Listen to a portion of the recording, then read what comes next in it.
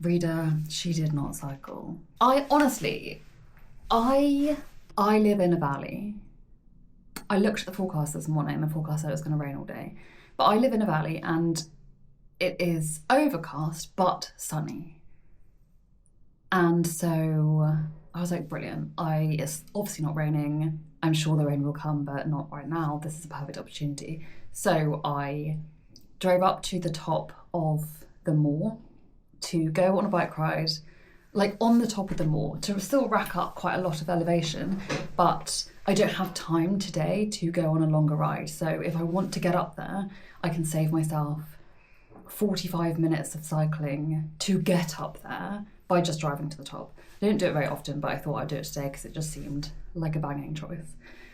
Got up there and it was just crappy visibility, drizzle, like aggressive drizzle. I could see more rain coming. I was wearing this, which is a windproof, but it's not very warm. I mean, it's not warm at all.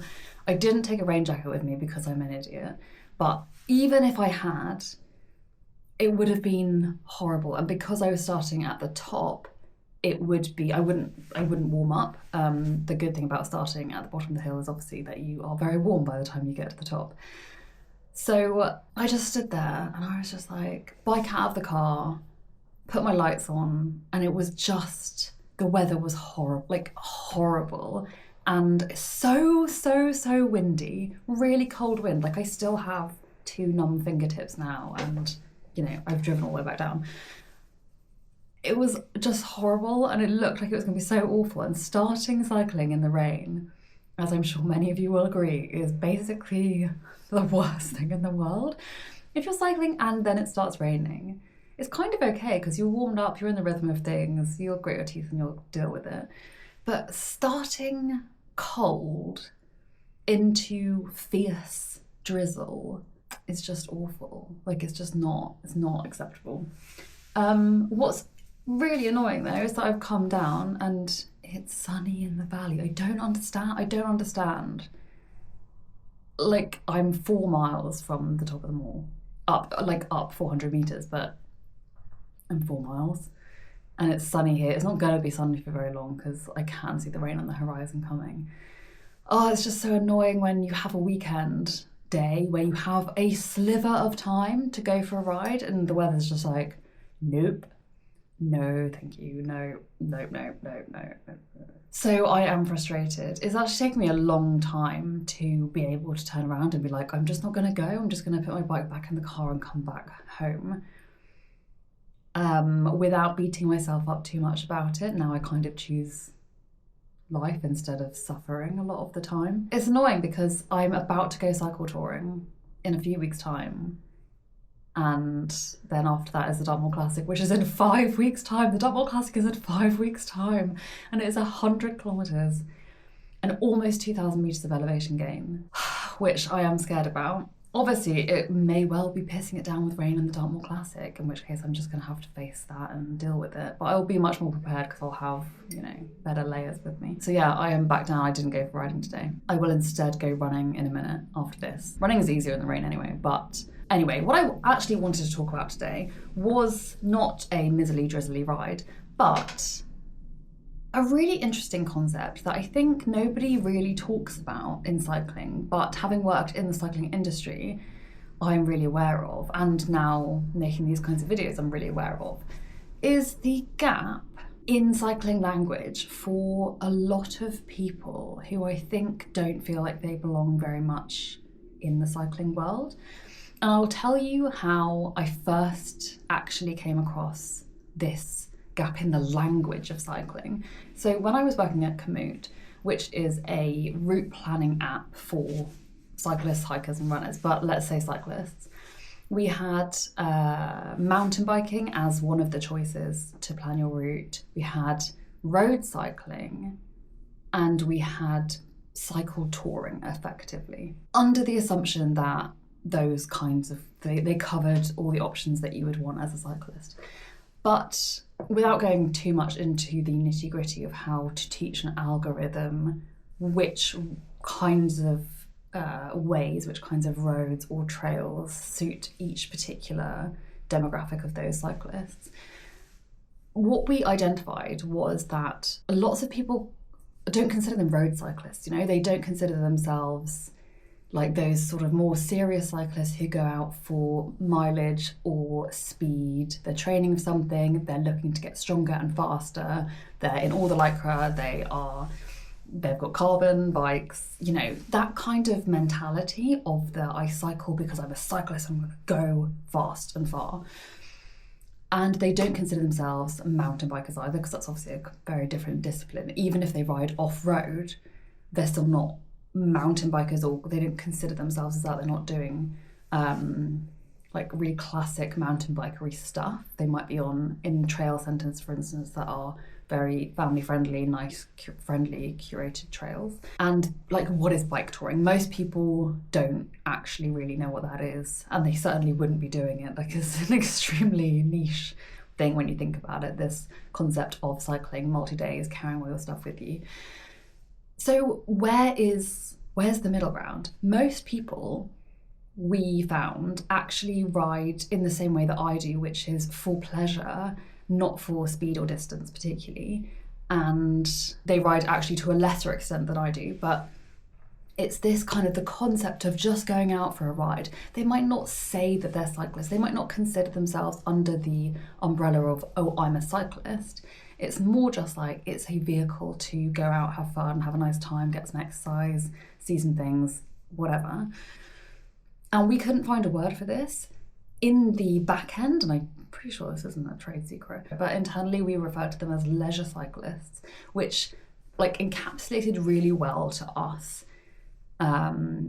what the purpose of cycling was for that demographic, which is a huge demographic. It's the biggest demographic in cycling, these leisure cyclists. But it's really hard to communicate that to someone who uses the app, or to even, you know, this audience that I have here, you guys. Like, everyone considers themselves very differently in the world of cycling, and I think it's a big blocker to new people coming into it, because they are put off by this, like, if you're a cyclist, you must be fully in lycra, you must be on this fancy bike, you must be, you know, spending all this money on all this fancy gear.